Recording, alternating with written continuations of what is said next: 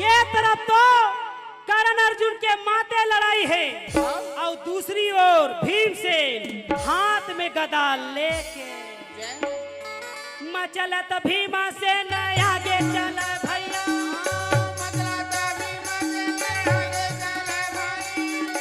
मचलत भीमसेन आगे बढ़े भैया। वो तो भीमाया सेना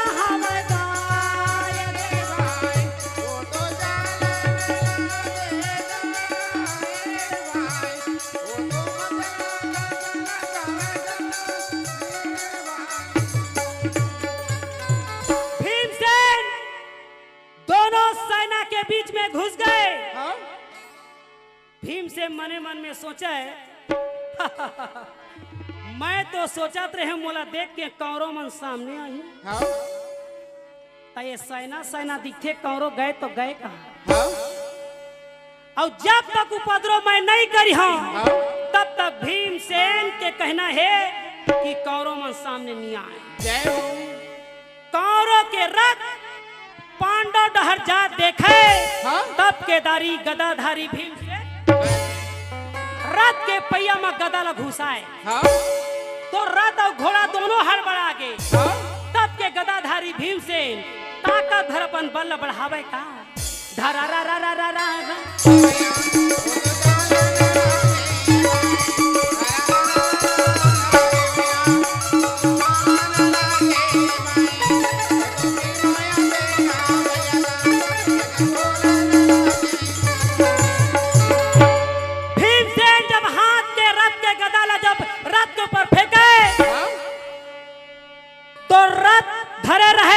चूरा चूर और नीचे मत दब गिर है तीनों चूरा चूर। भीमसेन के हाथ में 8 घोड़ा और 2 लड़ने वाला सारथी का मर गे मर गे मर गे मर गे कहन लगे भाई।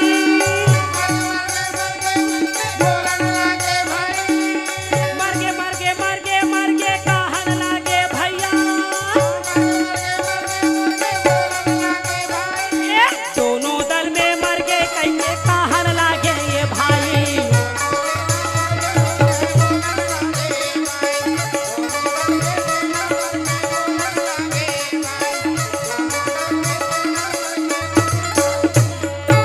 सेना कहे बचाओ बचाओ बचाओ। बेचारा नीचे में दबे रहे तेरो मन कथे हमला बचाओ बचाओ। भीमसेन कथे बचाने वाला कम से कम सामने मत तो बुला। देख दशा भीमसेन लड़े के तैयारी होती। दुशासन मन में सोचे सेना में खलबली मचे है हो सकते पांडव मन बाहर से पहलवान बुलाए हुई। ये सोच के जब दुशासन आगे बढ़े और वही में जाके हफ्चा के देन समय भीड़ से खड़े रहे। क्या बतावा भाई वही समय वही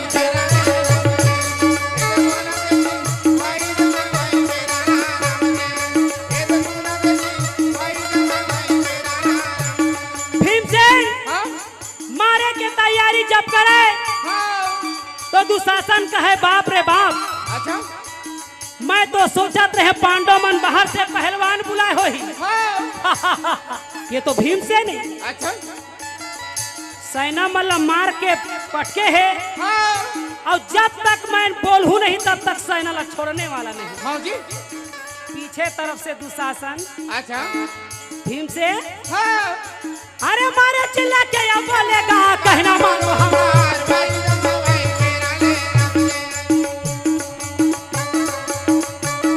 भीमसेन सेना के साथ में कोई फायदा नहीं। अच्छा तुझे लड़ना है तो मेरे साथ लड़ी। वाह भाई वाह। तब केदारी कन्हैया ये कन्हैया हरे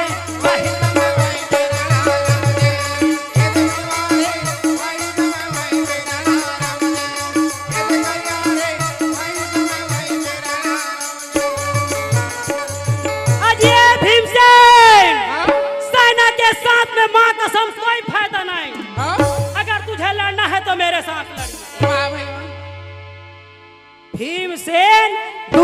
दुशासन के बोली ला सुन के पीछे पलट। वाह भाई। आज 17वां दिन के लड़ाई में तोर मोर मुलाकात हो है। तो ये सैना मल मार के मैं का करूं? धक्का मार के कहे जाओ, काय बोकर बोकर मुला देखा। वाह भाई हैं? हाँ जी। अरे मोर संग तो लड़ने वाला मोर सामने में आगे है। हाँ? बोल दुशासन, कैसे लड़ाई लड़बे? अच्छा। दुशासन कहे बाप रे बाप, गदा युद्ध कहा था तो गुरु दोड़ा में सीखे तो सीखे भैया बलराम में जाके अलग जाके। वाह भाई। तो गदा युद्ध में तो बिल्कुल भीम के सामने जीरो। वाह। तो गदा युद्ध नहीं भैया, हाँ? लड़ना है तो मैल युद्ध हो जाए। वाह भाई। भीम से अपन गदा ला चुपचाप, दुशासन घला अपन गदा ला, वो तो जंघला मिलावा था। वो तो भुजाला में आवे, वो तो जंगला में आवे, वो तो भुजाला में आवे, वो तो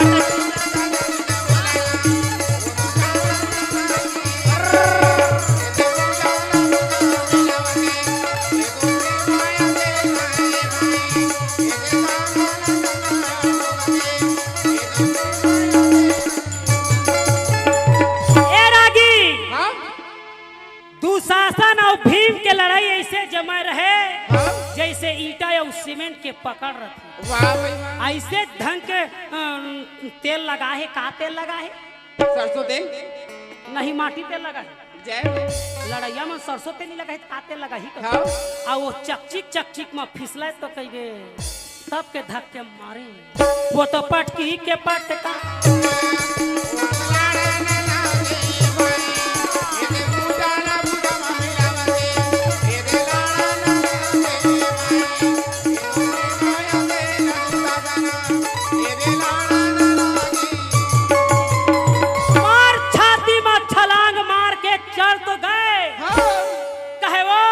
दुशासन याद कर ले, जो तोर ये सभा में तोर प्राण की रक्षा करे। हाँ जी। दुशासन कहे बचाओ, बचाओ, बचाओ, बचाओ। तो वहां कौन बचाने वाला है? हाँ जी। तब के खिसिया गए। तब भीमसेन कहे अरे वो नीच दुशासन। हाँ जी। याद कर ले, जो तुम प्राण की रक्षा करे। हाँ? कोई है कौरव या पांडव दल में? हाँ जी। जो दुशासन की प्राण की रक्षा करे? हाँ? अर्जुन कहे ले, कौरव ला कहे तो कहे पांडव दल चिल्लावत। हाँ जी।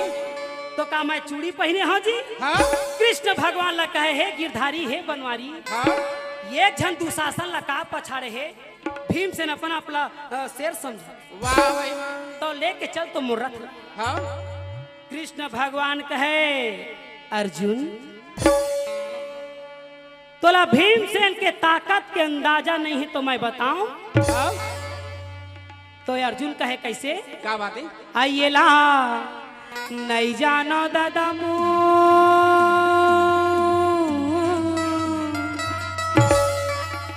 काला नहीं जाना जी।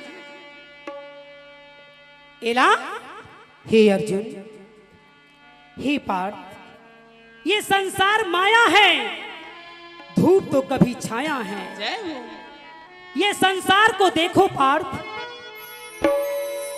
अपने माया के चक्कर में मुझे समझते नहीं है। जय हो। जहां सुख सुविधा और सब सरल होता है, वही मनुष्यों का डेरा होता है। जय हो। हे पार्थ, ये संसार माया है, 2 दिन की जिंदगानी है। इस ज्ञान की गंगा में डुबकी लगा लो पार्थ। समझो, जब मुझको लोग जानते हैं तभी मानते हैं। जय हो। जो मुझे नहीं जानते वो नहीं मानते। जय हो। आइए हम नहीं जानन गजामो रथिया के झगड़ा।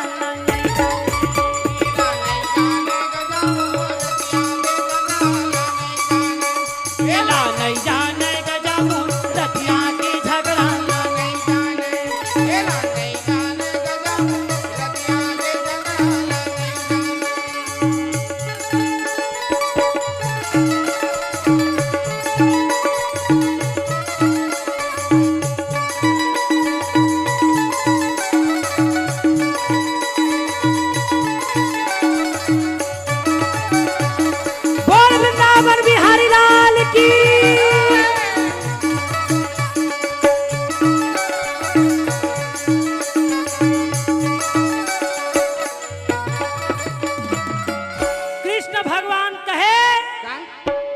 जनस अर्जुन, क्या बात है?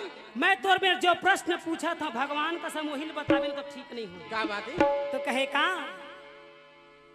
कैसे महाराज? क्या बात है?